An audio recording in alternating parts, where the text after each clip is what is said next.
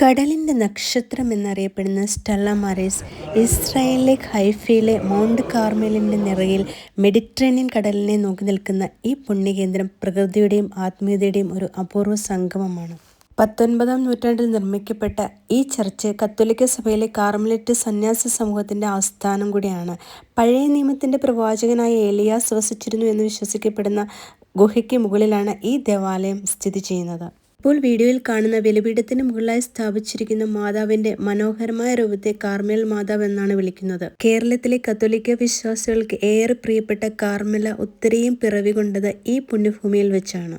അതുപോലെ തന്നെ കേരളത്തിലെ കത്തോലിക്ക വീടുകളിൽ കാണുന്ന കാർമേൽ മാതാവിന്റെ ഭക്തിയുടെ വേരുകളും ഹൈഫയുടെ ഈ കുന്നിൻ മുകളിലാണ്. ഈ മെഴുകുതിരികൾ വിശ്വാസത്തിന്റെ കെടാത്ത നാളങ്ങളാണ്. ഇപ്പോൾ നമ്മൾ കാണുന്ന ഭാഗമാണ് സ്റ്റെല്ല മാരിസ് പള്ളിയുടെ ഹൃദയഭാഗം. പ്രധാന ബലിപീഠത്തിന് തൊട്ടു താഴെ സ്ഥിതി ചെയ്യുന്ന വിശുദ്ധ ഗുഹയിലാണ് പഴയ നിയമത്തിലെ പ്രവാചകനായ ഏലിയാസ് വസിച്ചിരുന്നതെന്ന് വിശ്വസിക്കപ്പെടുന്നു.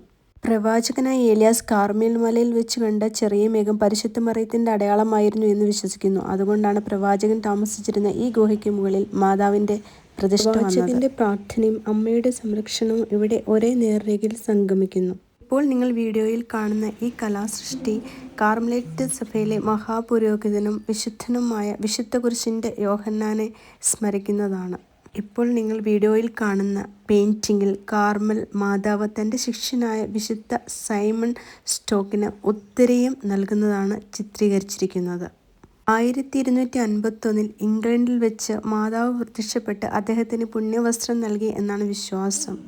പള്ളിയുടെ ഉള്ളിലേക്ക് പ്രവേശിച്ച് മുകളിലേക്ക് നോക്കിയാൽ നമ്മളെ വിസ്മയിപ്പിക്കുന്ന മനോഹരമായ കാഴ്ചയാണ്. 1920-കളിൽ മാൾട്ടീസ് കലാകാരനായ യുഗി പോഗി തൻ്റെ കരവിരുതുകളാൽ പ്രവാചകനായ ഏലിയാസ് അഗ്നിരഥത്തിൽ സ്വർഗത്തിലേക്ക് ഉയർത്തപ്പെടുന്ന ആവേശകരമായ ദൃശ്യം ചിത്രീകരിച്ചിരിക്കുന്നു. സ്വർഗീയ പ്രഭ ചൊരിയുന്ന ഈ മേൽക്കൂര ഈ ചർച്ചിനെ ലോകത്തിലെ തന്നെ ഏറ്റവും മനോഹരമായ ദേവാലയങ്ങളിലൊന്നായി മാറ്റിയിരിക്കുന്നു.